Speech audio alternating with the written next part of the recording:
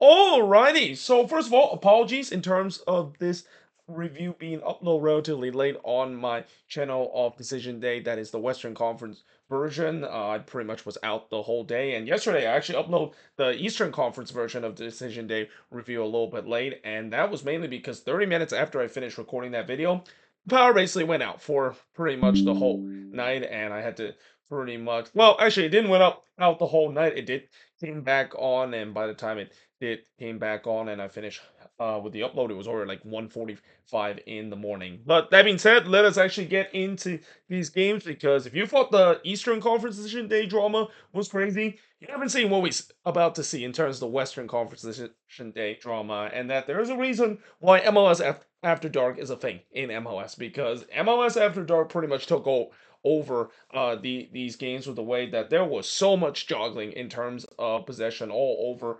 the playoff seeding to a point where even the number one seed there the improbable happened in this game as well.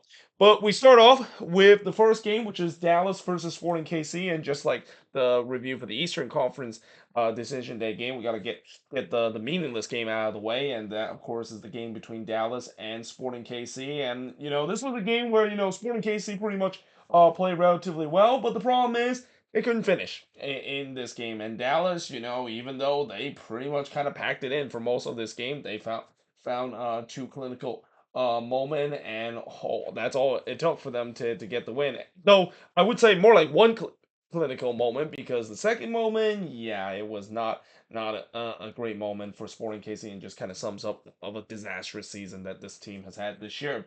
Now early on, Rodriguez would put it over from long range as that's the game's first shot. Redojo then heads it wide from close. Sporting started the game strong as they were looking for the opener. Fernandez then hits one right to Maurer, but then in the 16th minute, Pedro Musa would gets the goal scoring chart. Do not be surprised; he could be in the conversation for Golden Boot next season. He has had a relatively quiet 16 goal campaign this season, but he has really picked up for Dallas this year. Has been the number 9 that they've been looking for, and maybe be the replacement for Jesus Ferreira as well. But he scored here from Armandi and Velasco to give Dallas a 1-0 lead, and then it was looked like it was 2-0 when Sebastian Legit put the ball into the back of the net. The problem was the flag did not agree with him, so the goal was disallowed for offside. It also came off a bad turnover for Sporting KC, and yeah, they really got away with that one as well. But Agata did look to respond, but he was denied by the post. And then in the 40th minute, Dallas doubled their lead, and unfortunately, it's Fernandez, the one that gets the own goal here. And yeah, this was just not a great moment for Fernandez, or even for postgame too. He completely misjudged the flight of this ball, and Fernandez had a chance to maybe knock that one away and concede a corner, but instead he basically did kind of an armored tower kind of moment, trying to clear it, but unfortunately clear into his own net. I mean, it was a great header too, but the problem was it was in the wrong net, and yeah, just like that, Dallas were leading 2-0. That also turns out to be the winning goal of this game as well.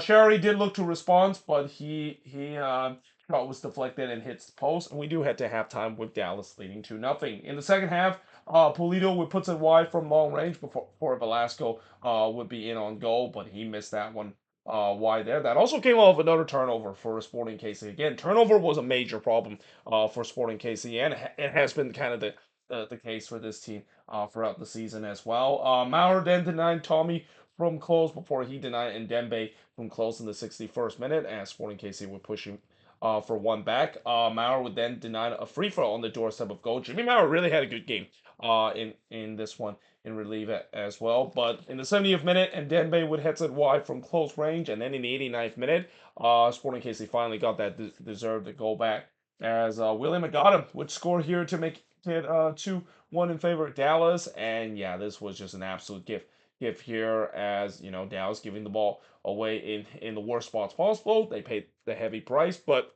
up to this point, you kind of had a sense that Sporting KC would eventually going to score and trying to get themselves back into the game. But unfortunately, that was really kind of it. Sporting KC didn't really make a late push to try to get the equalizer, and in the end, Dallas, they were able to hold on to win 2-1 in this game. That's 3 shots in this game. I mean, that is probably the fewest amount of shot we have seen this season. The team getting all 3 points compared to 14 that Sporting KC had. They only had one shot on goal as well, and of course, the own goal doesn't count as a shot on goal as well. So that might be the first time in a long time we've seen a team able to win a game and score 2 goals, despite the fact that they had one shot on goal. That is compared to 8 that Sporting KC had, 4 shots off target for the 1 that Dallas had, 1 shot that was blocked for the 2 that Sporting KC had, and possession-wise, 55% possession compared to 45% possession that Sporting KC has had this season. And again, heading into the off season, there's definitely going to be some changes that is going to be made for both of these teams. Obviously, for Dallas, they have to make the decision whether or not if Peter Lucian did enough to deserve to be the permanent role as the head coach of this Dallas team. Whereas for Sporting KC, it's not going to happen. They're not going to remove Peter Vermes because we know that Peter Vermes pretty much have a lifetime contract with Sporting KC, despite the fact that fans been demanding him to be ousted for a very long time. And again, I think I've said this about Sporting KC in the moving forward series with Vermes. It feels like this is kind of similar to the situation with Ben Olsen during his time with DC United, where DC refused to fire Ben Olsen because he's been there for a very long time, pretty much being a club legend there, but really kind of destroyed his reputation because of how bad things have gone. And eventually they did kind of, well, they didn't say they fire him, but they kind of decided to relieve his duty but put him in a different role. I wonder if this is going to be the same case with Peter Vermes as well. Again, I know he's been there a long time and he's done some really good thing for the Sporting KC side, but it's kind of sad to see how he's kind of really tampering his reputation. Kind of reminds you a little bit of what happened to Arsene Wenger during his time with Arsenal down the stretch when he of course eventually were let go after he kind of tainted his legacy with the fans been calling for his firing for a very long time. But that being said, moving on in terms of the next game, and now let's get to the games that actually have some big storyline. And we start off with LAFC versus the San Jose Earthquake. So coming in this game, obviously LAFC technically are mathematically still have a chance to get that first spot, but a lot has to go right for them. And the first thing they need to do is they need to win big in this game against the Quakes if they have any chance to be able to overtake the Galaxy in terms of that spot. And it did not start off well for LAFC. In fact, 9 minutes into this game, Jackson Yuill would score his first goal of the season from Paul Marie to make it 1-0 in favor of the Quakes. That was also the first shot of the game as well. And you know the rules when it comes to first shot of the game for the Quakes. It's an automatic L. Tillman then looked to respond, but he puts it wide from long range before Bawanga puts it wide from long range. And then Giroud looked like he ties the game up. Problem was the flag was up for offside, and it was always going to be up for offside. It was pretty obvious that Giroud was in an offside position. Unsurprisingly, LAFC has responded well. They were pushing to try to get the equalizer, though Ibovasi would hit one right to Lloris. And despite the fact that I know the stats would heavily favor LAFC, the Quakes actually had their chances in this game, and probably if they would have put their chances away, they probably would have walked away with this game with at least a draw rather than the 3-1 loss that they would have. But Bawanga would then hits the side netting after a lightning counterattack from LAFC. Lopez on the other end would hit one right to Lloris in the 40th minute. That also came off a bad turnover from LAFC. And again, if the Quakes want to play some spoiler in terms of that, that has to be Barry, and that has to be 2-0 in favor of the Quakes. It's not very often that Hernan missed those chances, but yeah, that's going to be one that he wants to have back. Marie then hits it right to Lloris on the free kick, but we do head to halftime with the Quakes leading 1-0 in this game. Now, in the second half, Bawanga would hit one right to Danielle. LAFC was definitely on the front foot. They were searching for the equalizer, and they do in the 64th minute as Denise Bawanga, it's in it, Edipo. You know Bawanga is eventually going to get on the score sheet. He does here to tie the game up at 1 apiece. He then looked for another just 2 minutes later, but was denied by Danielle, and then he would fire one right to Danielle in the 69th minute as well, and it was all LAFC up to this point. And you just kind of had a feeling that not only they were going for the lead, but knowing that they know that the Galaxy is losing in their game against Houston, there is still a possibility where at this point they could actually not only win this game, but get another goal where they could actually overtake the Galaxy for that first part. Well, they at least did the first part because in the 75th minute, Atuesta would give the lead for LAFC as he scored from Kamara to make it 2-1 in favor of LAFC. Martinez then looked for another, but he puts one right to Danielle, and then Kamara would do the same thing just a couple of minutes later. And then Atuesta would put it wide from long range in the 85th minute, and in the post was able denied Bawanga from close, and you just kind of had a sense that up to this moment, I think Steve Cherundle kind of realized what's going on the other resort, and he's basically telling his team to go for this clinical third goal because there was a chance that they could actually do the unfavorable goal. It was just onslaught pressure for LAFC to press for that crucial third goal. Pellegrino though on the other end was in on goal there, and this was the big moment for the Quakes to tie this game up, but he was absolutely robbed by Hugo Lloris, and that save would turns out to be a big moment, not only in this game, but also in terms of the battle for the first place standing in the Western Conference this season. Because in the first minute of stoppage time, coming off the bench and only making his third start for LAFC, Marlon would score his first career MLS goal, and what a way to score your first career MLS goal, potentially able to get LAFC back to that top spot in the Western Conference. He scored from Atuesta to make it 3-1 in favor of LAFC, and that, of course, is the final score of this game. The shots in this one, 25 shots with the 10 that the Quakes had, 11 shots on goal for the 5 that the Quakes had, 2 shots off target for the 9 that LAFC had, 5 shots that was blocked for the 2 that the Quakes had, and possession-wise, 57% possession compared to 43% possession the Quakes has in this game. And with the victory like that, they, of course, will have to wait to see whether or not if the Galaxy did lose their game, and did they did enough in terms of getting themselves into the top spot in the standings, which the answer to that is yes, because moving on into the next game, and this was the real drama in terms of the Western Conference playoff race. And honestly, I mean, to some this might not be a big surprise, because the narrative when it comes to MLS after dark, where it's a real thing, and it can hit as a drug, as what we saw in this one. But the other big narrative about decision day is that for whatever reason, the Galaxy, they're gonna choke when they play against the Houston Dynamo. They're gonna do something really really dumb and just choke away scenario like this, where they choke away the top spot in the Western Conference against the Dynamo. Because again, it just, for some reason, that not only the Dynamo has had the Galaxy number, but this team has single-handedly owned them when it comes to decision day, and have gave them so many heartbreaks year after years, and this was the latest example of it. Now, in the first half, the first shot of the game did see Ponce miss wide from close range. Not much happened, at least early in this game, as the shots were only 1-0 early on. Carrasquilla would have a shot that was clear off the line before Clark would deny Painso on a lightning counterattack. McCarthy then denied Sevchenko from close range, as I thought this game started to liven up after a bit of a slow start to this game.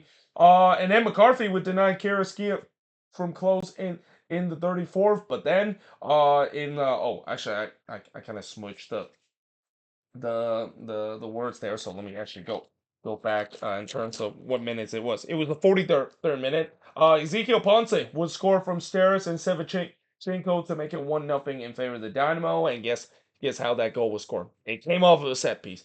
This is going to be the thing that I think is going to be the ultimate downfall for the Galaxy heading into the playoffs. And again, you can say that I might hate this team, but I'm just not that high on the Galaxy when they get coming into playoffs. Mainly because, yes, I know the attacking bailed them out in terms of some of the issue that they have defensively, but you simply can't keep doing this and expect that would be enough to make a deep run into the playoffs, especially keep giving up set piece goal. This is the team that is, besides them in Miami, probably the most vulnerable team when it comes to set pieces, and it happened again here on the set pieces. The Dynamo took full advantage of it, and they lead 1-0 up to this point.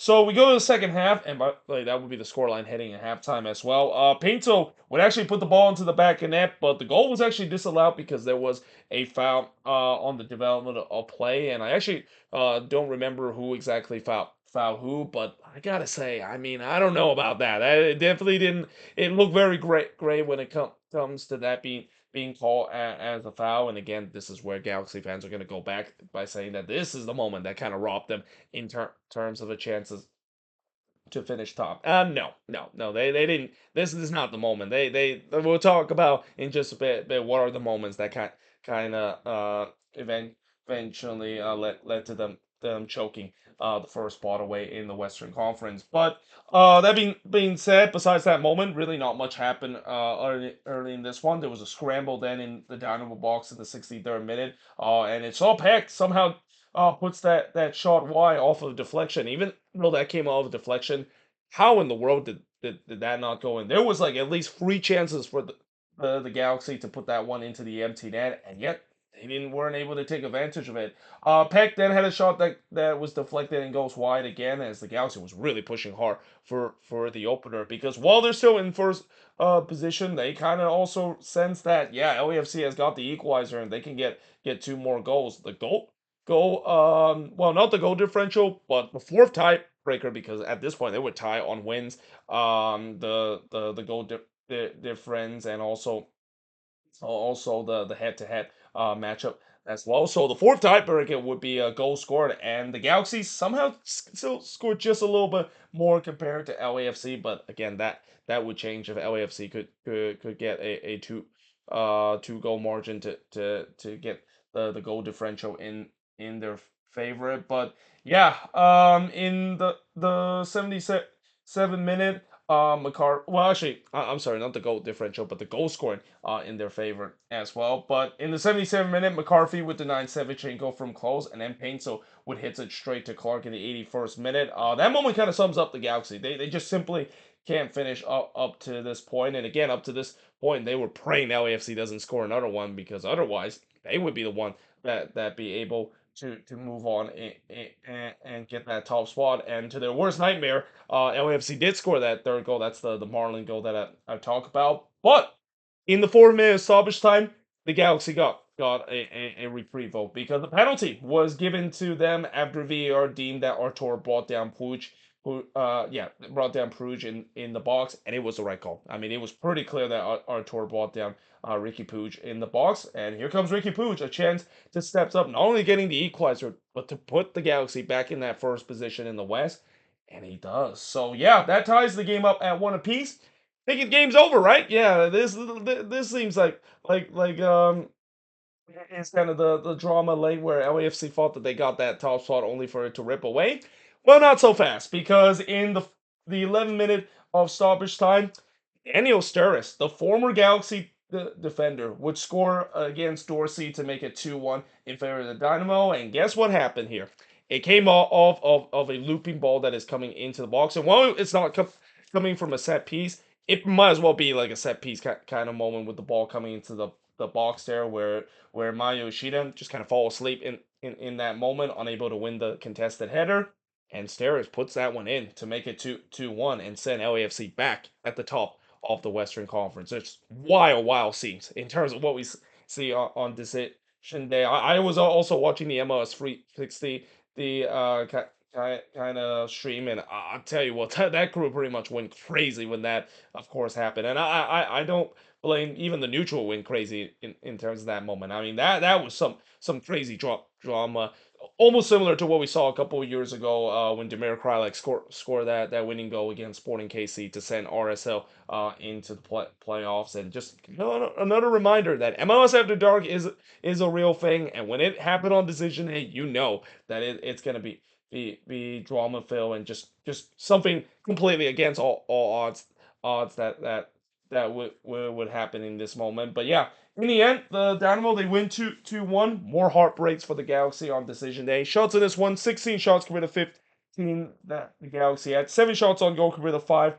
that the Galaxy had. 2 shots on target compared to 5 that the Galaxy had. Both teams had 5 shots that was blocked, and possession-wise, 51% possession compared to 49% possession the Dynamo has in this game. And also, with this win, the Dynamo, they will play against the Seattle Sounders, which, on hindsight, yes, they got the win to break the Galaxy heart, but it might have come with a cost with the way that they had a chance to play RSL in the playoffs. They didn't actually score the late goal, and I say that because they absolutely own RSL in the playoffs in the last couple of years. But now they play against Seattle, which is a team that they do not do very well, especially when they're playing on the row. And also, well, actually, I'll get to a game that actually maybe kind of favored Minnesota in terms of their chances in terms of the first round to get a favorable opponent. But for the Galaxy, them finishing second place, which means that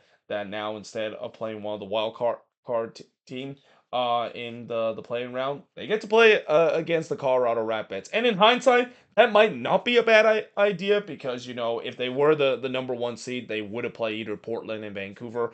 I think most likely Portland is going to win that one, and I think that was also kind of a big opportunity of what could be maybe be the wildest best of three series we have, maybe even crazier than the one we saw between Atlanta versus Columbus. But long term though, it's very damaging because now if LAFC does meet the Galaxy in the playoffs and in the Western Conference Final, and if we're going to have an El Trafico in the Western Conference Final, it's gonna be at BMO Stadium instead of at Daily House Sports Park, and that makes a huge difference too. Because this season, the Galaxy has been perfect this season at Daily House Sports Park, and that includes them getting the win against LAFC in El Trafico at Daily House Sports Park. But now they have to go to BMO Stadium, a place that the last two El Trafico in the playoffs happened. Both time LAFC was able to walk away with the win. So yeah, again, and we'll see whether or not if they can even get to that point because again, as I'll talk about tomorrow when I make the tiers of how I look at each team along heading into the playoffs, I'm not so sure if the Galaxy maybe have enough to go even that deep into the Western Conference Final. But that being said, moving on in the next match is the Cascadia Derby between Seattle and the Portland Timbers. And again, no, there's going to be always that debate whether or not if it was a great idea to have a Cascadia Derby on decision day. It's the first time that this has happened, especially in a game where yes, there were still some to play for in terms of seeding, but in general, we knew that the Timbers would have a chance in terms of hosting game at home because the only way they can't host the playing game at home is they play against Minnesota because it doesn't matter if they host or if they have it play Vancouver in the playing round. We already heard the story that Vancouver just simply cannot host the playing round because they have another event that is scheduled at BC play a big conflict in terms of Vancouver ability to host the playing game on Wednesday. But that being said, it did end in a 1-1 draw, and this kind of felt like a game where obviously the Cascadia Cup is still up for grabs. Seattle need to win this one to win the Cascadia Cup, and throughout this game, it kind of looked like they really they were going for it, and the Timbers were kind of almost just kind of parking the bus, hoping that they can get a draw, which would be enough for them to win the Cascadia Cup. But early on, Seattle has most of the possession. The Timbers were elected to sit back and try to counter. That kind of didn't really quite work throughout this game. Nuhu with the first shot of the game, but he missed wide from long range before De La Vega was in on goal there, but his shot was crucially blocked. The shots were still 2-0 for Seattle early in this one. And again, just as I mentioned before, if you're expecting to see an exciting game in this one, yeah, this is not the game you want to watch. The Cascadia Derby throughout the years, it's been kind of a bit of a slogfest. It's been a kind of a tactical standpoint, which, if you like to watch entertaining soccer, like to see a ton of goals that's being scored, Cascadia Derby might not be one of those games you want to watch. You want to maybe tune into El Trafico instead. But Rothrock would then hits one right to 10 minutes. It was all Sounders early in this one with the possession and the attacking chances. Rothrock then puts it wide from long range. He had a really good game, Paul Rothrock. Very unlucky not to get on the score sheet. But you know who got on the score sheet? It's Yamar. He scored here from Rustak to give Seattle a 1-0 lead. It came off of a set piece, which is something that Portland has had their problems this season the defending, but it's really one that's been coming. I mean, Seattle was really pushing hard to get that opening goal, and they did exactly that with a 1-0 lead heading into the half against the Timbers. In the second half, Rothrock would hit the side inning from close range, just like the first half. Seattle pretty much picked up where they left off. They were pushing to try to get the second goal. Morris was in on goal there, but he was absolutely robbed by Pantemis in this one. Pantemis came up big in this game and probably saved the Timbers of getting absolutely annihilated early in for a majority part of this game as well. We then had some coming together at the byline after that because again, it's a reminder this is a rivalry. Both of these teams are not gonna like each other. Yamar then heads it right to Pantemis in the 61st minute, but then in the 67 minutes, really completely against the run of play, Anthony would score from Evander to tie the game up at one apiece. Really, the first real good attacking threat that Timbers had pretty much up to this point. And again, this is just kind of a reminder that when you don't get that killer second goal, it's going to come back to haunt you. And it has kind of haunt the Sounders in this one, not getting that second goal against the Timbers. Pantemis then denied De La Vega as De La Vega kind of went beast mode there, but Pantemis basically denied him of a sensational goal. And then in the 70th minute, we also got a second yellow card here from Obra Vargas. Now, what Ober Vargas did in that play in terms of his reaction, obviously, I don't like the way that he kind of reacts, especially when he's sitting on a yellow. That being said, though, I don't think that should be a second yellow card for dissent, especially in a game like this where the emotion is obviously going to be high, and at times this game could there's a lot at stake. I wouldn't give that as a second yellow card. I would have gave that maybe just kind of your last warning, just trying to calm Vargas down. But yeah, in that play, it's deserved a second yellow card up to this point, and in some way, this kind of changed the game a little bit in a way where it kind of opened things up for both teams. Pantemis then denied Morris from close before Mora would heads it wide from close range. The post then denied Evander from close, and just like that, the momentum was with Portland as they were pushing hard to try to get the lead. Though, as I said, that Nuhu would push it wide from long range. I mean, Nuhu had a couple of chances to win this. Imagine if Nuhu would score in this one. It would have been only his second career MLS goal, and to do it in this game in the Cascadia Derby, especially him being very well loved in the Sounders fan base, man, Lumen Field would absolutely erupt if that goal went in. Evander then hits one right to Fry in the 85th minute. The Cascadia Derby was up for grabs. I mean, the question is who can get that Cascadia Derby win. Well, Capacito Rodriguez tried to do so, but his shot was deflected and wide, and in the end, it ends in a stalemate, 1-1 in this game. Seattle has yet to beat the Portland Timbers at Lumen Field since 2017. It is hard to believe that it's been that long since the Sounders have been able to get the better of the Timbers at Lumen Field, and I'm pretty sure even after this game, Brian Schmitz is probably not going to be happy about that too. I mean, he mentioned how much he hate the Timbers and how much he hate losing them. And even though they didn't lose them in this game, this has to be a very frustrating performance by the Sounders. They had this game one for majority of the game, but they're gonna have to settle for a draw and settle for the fourth seed as well. Shots in this one, 16 shots for the 7 the Timbers had, 2 shots on goal for the 6 that the Sounders had, 3 shots off target for the 1 that the Timbers had, 3 shots on walk for the 6 that the Sounders had, and possession-wise, 50% for both of these teams. And as I mentioned, the Sounders, they dropped down to the 4th seed. They're going to be playing against the Houston Dynamo in the first round. The Timbers, of course, are going to be hosting the Vancouver Whitecaps, despite the fact that they're the 9th seed. As I mentioned, Vancouver just simply cannot host because there's a conflict event happen at BC Plays, and I expect they probably should take care of business in that game as well. As we'll talk about how Vancouver, it looked like this team, along with the New York Red Bulls, probably a one and done team heading into playoffs, with them being very ice cold heading into it. But yeah, there's no doubt that I think the Timbers will be the more happier fair side, especially capturing the Cascadia Cup win, with this draw being enough for them to secure the Cascadia Cup for this year. That being said, I am now going to switch boards because, as I mentioned in my Eastern Conference Decision Day review, I do not stop the video. And basically switch boards because we're gonna keep going in terms of looking at the last 3 games of the regular season. And speaking of Vancouver, as I mentioned, Vancouver is in deep trouble right now because I mean this has just been not only the worst possible outcome for them, not being able to host a playoff game, even though they got to that 8th seed because of conflict event at BC Place. But just the way that they lost this game, my word, this just kind of sums up the run of form that the Whitecaps has been on for the past month or so.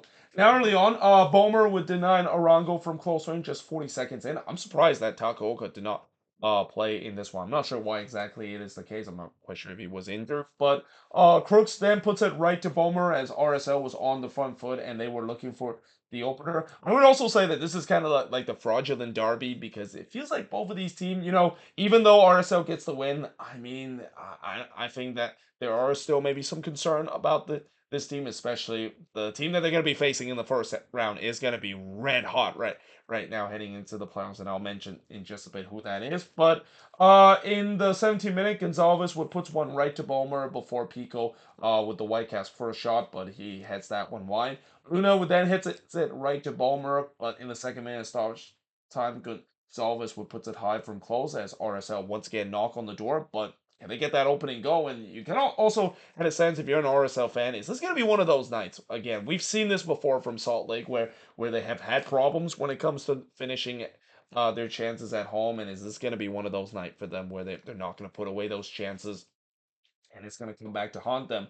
But we do head to halftime scoreless between both of these teams, and in the second half, well, it kind of looked like it came back to haunt them because straight away they could see the penalty here as Schrupp was brought down by Palacio there in the box, and I probably should have wrote brought down with quotation mark because yeah, this was the wrong call. It was pretty clear that Palacio did not bring down Schrupp here. It looks like Schrupp kind of draw that one, trying to put a little Oscar kind of moment there. They even go to VAR to see whether or not indeed that is the case, and VAR still says yes when it comes to Palacio bringing down Schrupp, even though there's multiple angle that kind of proves that it definitely didn't look like Palacio make any contact in terms of Schrupp there. So yeah, obviously, Vancouver got gifted there from a penalty, but Fafa Pico said, yeah, no thanks to that because he basically blasted that one into the Utah Knights guy, and you kind of knew that was coming with the way that he was taking that penalty, kind of leaning back there. When you lean back to take a penalty,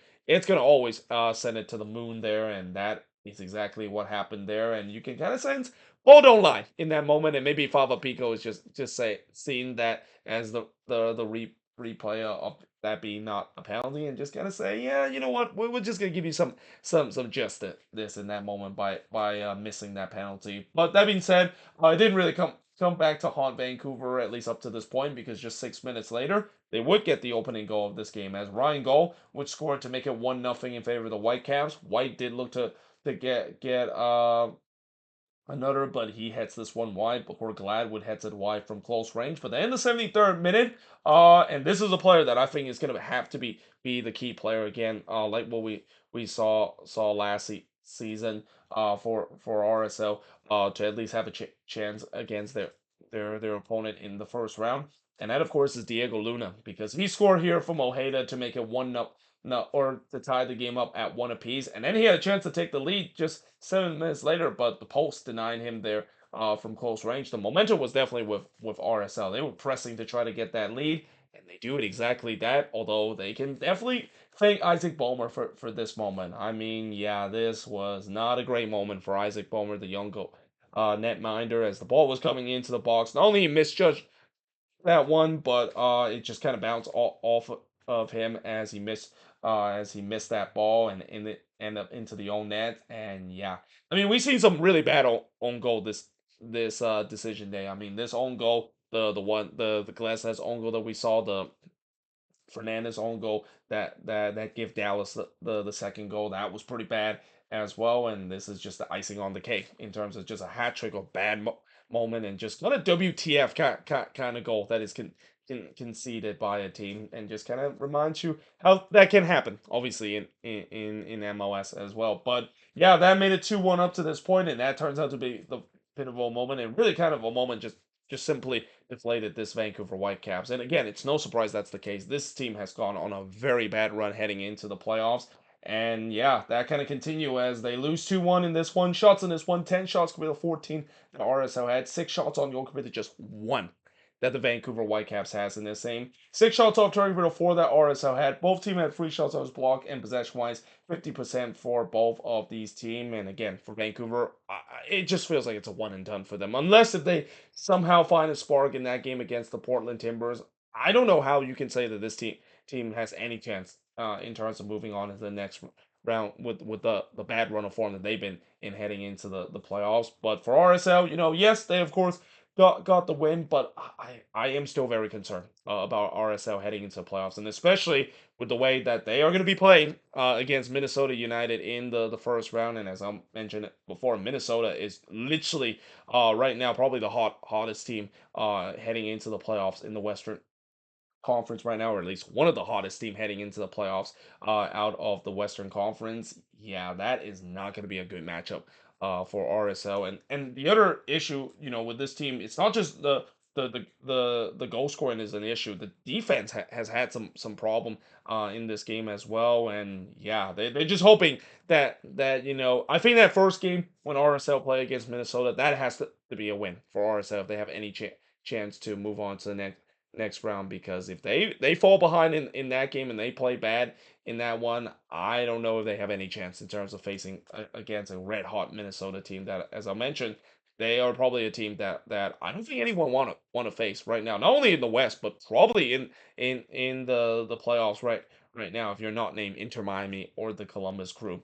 But now moving on in terms of the next match is Austin versus the Colorado Rapids. So another team that seems like have one and done written all over it is the Colorado Rapids, and it's a shame the fact that I have to say that, because not only in this game that they blow a lead late in this game and just kind of give Austin a little bit of that old second year magic kind of came back to them, but they lost their most important piece in this game. That is Georgi Mihailovic. And keep in mind, they also don't have Cole Bassett, who's been out for the past couple of games. And when you add those injuries in tow in terms of the attack and the defense, seems like it's become a bit more suspect ever since the transfer of Moses Bombito. Yeah, it's kind of sad to see that a resilient team like this Rapids team is starting to kind of fall apart as the season goes along. Though early on in the fourth minute, a penalty was given to Austin, and it's actually Mihailovic the one that brought down Rubio in the box. But yeah, Mihailovic was the one that suffered the worst of that. You hate to see that happen, and you just hope that he's okay. He also was stretcher off there. It seems like it's a serious knee injury, but yeah, that is a huge blow, not only for the Rapids for this game, but really for the playoffs as well. And here comes Triusi, a chance to step up to take the penalty, and he buries it. So they made it 1-0 in favor of the Rapids. Navarro did look to answer, but he missed high in the 15th minute. Rafael Navarro, he's got to carry this team pretty much now when it comes to the goal scoring chart, and I don't know if he can do so, because he needs the service to do so, and if you don't have Mihailovic there, maybe Calvin Harris might be the guy to do so. Speaking of Calvin Harris, he hits one right to Stuvert in the 18th minute. The Rapids were looking to try to press back to get the equalizer. Lewis would then hits one right to Stuvert before Rowan would hit one right to Stuvert as well. Although, if there was one thing I also will say about Colorado is that, throughout the season they have shown a lot of resiliency to bounce back even in the worst of time. And right now, I feel like they are in the worst of time with how bad run of a form that they have. And in this game, they kind of also show a little bit of that before the late collapse, because in the 42nd minute, Rafael Navarro would score from a Bubakar to tie the game up for the Rapids. But this was kind of more to of a goal that is an indictment to Austin this season. In fact, I feel like this game for Austin, this feels like a very Austin game in a way where there's been times where they do these WTF turnover to give the ball away and cost them in a goal, and then of course, as I mentioned in just bit, the late heroics that they had, and also coming from unlikely sources as well. But yeah, up to that point, that ties the game up at one apiece for both of these teams heading into halftime. In the second half, Jimenez would puts one high from close before Bowdry would deny Rubio in the front post. Looks like Zach Steffen got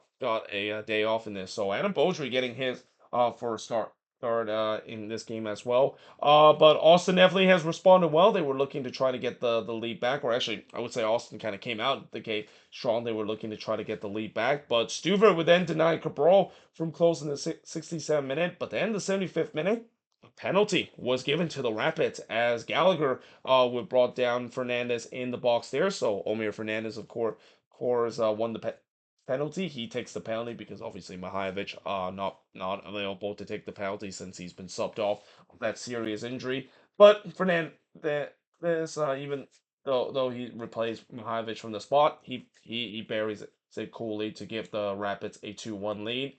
Finley then looked to respond, but he puts a said Y for Austin. By the way, Ethan Finley, that's a name I haven't mentioned in a long time, and there's no doubt that he's probably not going to come back for Austin. If you're Minnesota, I feel like you probably might think about trying to give Ethan Finley a shot there. I mean, I know he's not the same player, but just for nostalgia, case. I would really love to see Ethan Finley coming back as a Loons player. But in the 80th minute, Stuver would absolutely rob Cabral from close range before Navarro thought that he got the free one lead for the Rapids, but the goal was chopped off for offside. And I also think that Stuver is probably the most relief man out there because again, as good as Stuvert has been this season, he has also had these kind of moments where, yeah, it's just kind of a moment of madness there from Brad Stuvert where he kind of came off his lines, didn't get it, and then as the Rapids were kind of dribbling around, you would expect Stuvert to stay back on his lines there, but no, he was still kind of chasing. Almost forgot that he's not a he's not a defender but a goalkeeper there, but yeah, got away with that moment because it was offside. And that was huge too, because in the first minutes of stoppage time, Austin ties it up, and it's Ethan Finley. It's been a long time since Ethan Finley has got on the score sheet, but he scored here from Komenich to tie the game up at two apiece. And then just a couple of minutes later, they would take the lead, Austin. And again, it's come from a very unlikely source. Brendan Hindsight, I think this is only his second goal this season. I know he scored one against the Quakes. It was a very fortunate goal. He scored from Komenich and Driussi to make it 3-2 in favor of Austin. I mean, Zan Komenich, he's a center back. He's not supposed to be a guy that should be providing assists. I mean, that just shows you how wacky this kind of get, and just kind of also show you that we have truly hit MLS after dark when Ethan Finley and Brendan Hindsight and Komenich is the three guys that provide the assists, and also the three guys coming off the bench for Austin being the heroic in this game as well. But yeah, as I said, Austin, they kind of channel their a little bit of their second year magic of somehow in some way out of nowhere coming back and steal this one. The shots in this one, 16 shots for the 10 that the Rapids had, 7 shots on goal for the 5 that Austin had, 5 shots off target for the 1 that the Rapids had, 1 shots off the block for the 6 that Austin had, and possession-wise, 67% or 57% possession compared to the 43% possession that Colorado has in this game. And as much as I mentioned with Colorado having shown a lot of good resiliency, I don't know how they can bounce back from this poor run of form that they have coming into the playoffs and losing a lot of their key pieces heading into the playoffs as well. They're pretty much in that same situation as Vancouver, where yeah, it doesn't seem like it's going to be favored them in the first round, especially with the way that they have to face against the LA Galaxy, who probably are going to be very pissed the fact that they choked away that number one seed heading into the first round of the playoffs in just a bit. But that being said, moving on into the final game on this board, and really the final game that I'm reviewing for the 2024 MLS regular season. And what a better way to end that by talking about my team, Minnesota United. And I gotta say, this is probably the most I am the most confident about the Loons heading into the playoffs, pretty much ever. And that sounds crazy to say because you would think I was very confident back in 2020 when they finished fourth position. I mean, I was somewhat. I wasn't expecting Reynoso and Molino went on a heater in that playoff run that got them to the Western Conference final, and then we'll just leave it at that up to that point. But I am actually really confident that this team can actually do something. And in some way, I would say that they're kind of almost playing house money once they head into the playoffs as well, because there's really no expectation for this Minnesota United team. I mean, this is a team that is clearly building for the future. I think it has kind of come ahead of schedule as well, and the fact that Eric Ramsey, who would have thought that after a disastrous run of the halfway point in the second third of the season, that this team would be heading into the playoffs with a 5-game unbeaten run and winning 4 out of their last 5 heading into it, and also just absolutely curt stomp St. Louis in this game. I would never have guessed that was the case once the post Leeds Cup run is over. But that being said, in the first half, it looked like Minnesota got a penalty in this moment, but VAR deemed that Kessler did not brought down Yaboa in the box. Now, I might be biased as a Minnesota fan, but I think that should have been a penalty. I mean, I think that I've seen that being called as a penalty. I mean, I can see that some people say it's a gray area. It looks like it's both of those players just kind of tango each other up. But I've seen that before being called as a penalty, and especially when it goes to VAR like that. That's always going to be overturned and being called a penalty most of the time. So to my biggest surprise, it was not over for a turn in that moment. The good news for the Loons is that it didn't really come back to be a big talking point in terms of refereeing decision. Looks like once again is going against Minnesota in this one, isn't it? But there was no doubt that they were on the front foot and they were looking for an opener, and that was encouraging to see because after this long break that Minnesota has had, I was kind of concerned the fact that with all the momentum that they had before the international break, that was gonna go go all out the window heading into decision day. But no, they kept going and keep that good momentum into this game as well. Rosales would puts it wide from close before Berkey denied Rosales from close in the 17th minute. Klaus then trying to chip Dane Sinclair here from about halfway. I'm trying to do a Lucas Oriano here, but Dane Sinclair was able to get back to his lines to get to it. But that being said, in the 21st minute, on the other end, Robin Lod would score the opening goal. He scored from Yoboa to make it 1-0 in favor of Minnesota. And what's kind of weird in that play is that it should be the opposite. It should be Lod the one that assists Yoboa here, but instead here it's Yoboa. I mean, I never thought I would see a Minnesota number 9 able to put a Kevin De Bruyne-esque kind of pass through the middle to set up his teammate to be in on goal. But that's exactly what we saw in this play. Just such a beautiful work kind of play from this Loons team. And yeah, that gave Minnesota a 1-0 lead up to this point. Sure did look to respond, but his shot cross was actually tipped over too. It wasn't actually that far from going in. But Trapwood puts one into the stands in the 41st minute, because of course that's the case. Betcher would then heads it right to Dane Sinclair, and then Watts would have a shot that was deflected and goes wide in the third minute of stoppage time. But we do head to halftime with Minnesota leading 1-0. In the second half, I thought St. Louis started the better side as they were looking to try to get the equalizer. And despite the fact that up to this point, Minnesota has gone 450 plus minutes without conceding a goal, they look very wobbly coming out of the gate, and it just kind of almost feel like they might be doing Rohit mode again in this one, being a little bit too conservative again, being up 1-0 in this game again. But in the 55th minute, Yeboah would put one into the wonder wall as the shots were 10-7 for Minnesota up to this point. Longwane then puts it wide from close to the 62nd before Klaus would hit one right to Dane Sinclair, and then Betcher would puts it wide from close in the 71st. And I just kind of had a feeling that the Loons need this second goal, knowing that they have their history of conceding late goal this season, even though it hasn't happened a lot lately. You just kind of had a sense a 2-goal lead would be much more comfortable. They probably saw what I wrote there, because literally 1 minute after I wrote that, some bin would score from Fragapani and Oluwashari to make it 2-0 in favor of Minnesota. And it's a good thing they scored that second goal too, because my concern of them giving up late goals and not having a 2-goal cushion came true, because just 3 minutes later, Marcel Hotto would score from Klaus to make it 2-1 in this one. And at this point, I'm thinking, well, yeah, of course Minnesota is not going to make this easy. However, in the 78th minute, Kessler would unfortunately score an own goal here to make it 3-1 in favor of Minnesota. Yeah, that was not great set piece defending there from St. Louis there. That was kind of all over the place. And while Kessler may be unlucky to score the own goal there, there was some really poor marking from St. Louis when that ball was delivered into the box.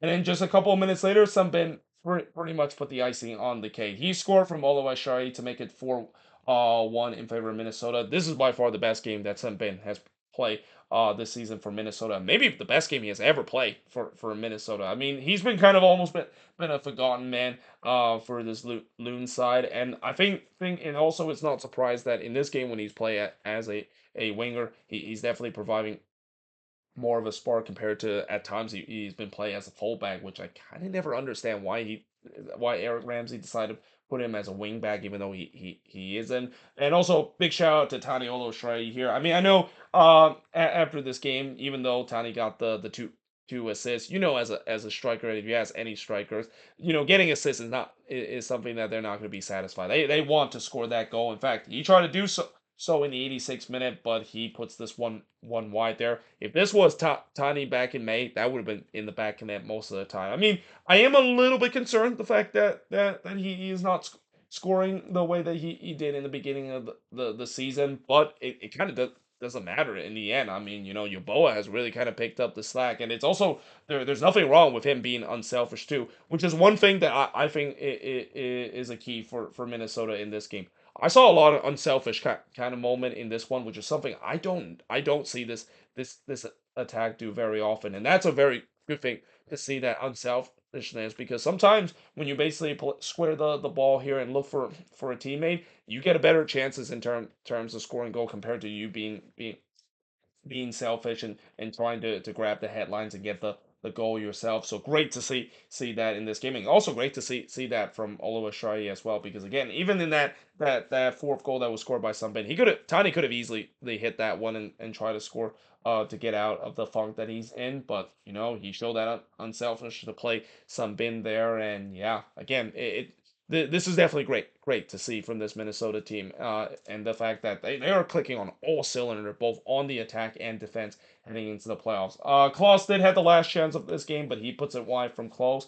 Shots in this one, 15 shots for the 12 that St. Louis had. Both teams had 5 shots on goal, 4 shots off target for the 2 that St. Louis had, 5 shots that was blocked for the 3 that St. Louis had, and possession-wise, 56% possession compared to 44% possession that Minnesota has in this game. By the way, as I said, Minnesota win this one big. And again, this is a team that, as I mentioned before, I don't think anybody in the Western Conference want to play this Minnesota team. This team, I think, should be very fear heading into the playoffs with the way that they've just been clicking on all cylinder, both on the attacking end and the defensive end.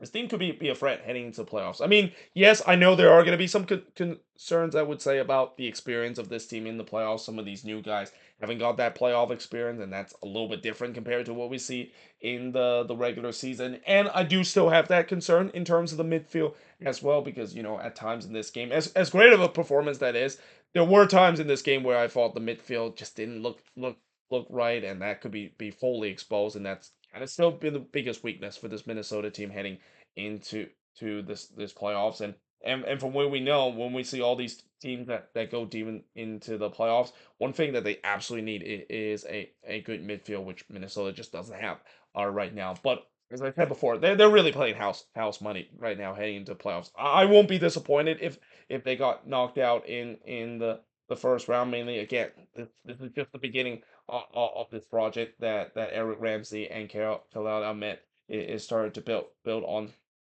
this team heading into the next season as well. And I also would not be surprised if this team can make a similar run that they did in 2020. I would not be surprised if Yeboah could be like that Kevin Molino or even Reynoso kind of player would just go on a crazy run in the playoffs and drag this team all the way to the Western Conference Final. But either way, hope you guys enjoyed this video. If you do, make sure you guys who like, smash the subscribe button, and also there we have it when it comes to doing the review of all the regular season game. Obviously, tomorrow I'm going to be very busy. I'm going to have to do the rankings in terms of where each team are in tiers heading into the playoffs, and also I got to fill out my bracket as well. I don't think I'll have enough time to look back at my prediction that I made in the beginning of the season. I might wait for that either on Tuesday or Wednesday as well, though that is a big if, because I actually have to go to work relatively early these next couple of days than usual. So I'm gonna actually be sleeping a little earlier than usual, and I might not have enough time in terms of doing all these video and cramping in there. But either way, hope you guys enjoyed this video. And as I said, this is the last review in the regular season. But yeah, the postseason is about to start. And although, yes, I know there's going to be a lot of criticism in terms of this format, and I'm kind of one of those as well. I really don't like this format, and especially of how long of a drag this format is, especially the first round as well. I mean, it's hard to believe the second round of the playoffs, the conference semifinal, does not start until next month. That is crazy to say that you would have a playoff system where the first round would last a month. And again, I really hope that in the future that they will do something to change that. But obviously, for now, it is what it is, and I am excited to see what the playoffs would offer. And eventually, in just about a month and a half time, we'll see whether or not if we're going to be crowning a new champion, or will Columbus potentially repeat and becoming the first team to do so since the Galaxy did it back in 11 and 12. But either way, as I said, hope you guys enjoyed this video. If you do, make sure you guys do like, smash the subscribe button, and yeah, I of course will see you guys next time.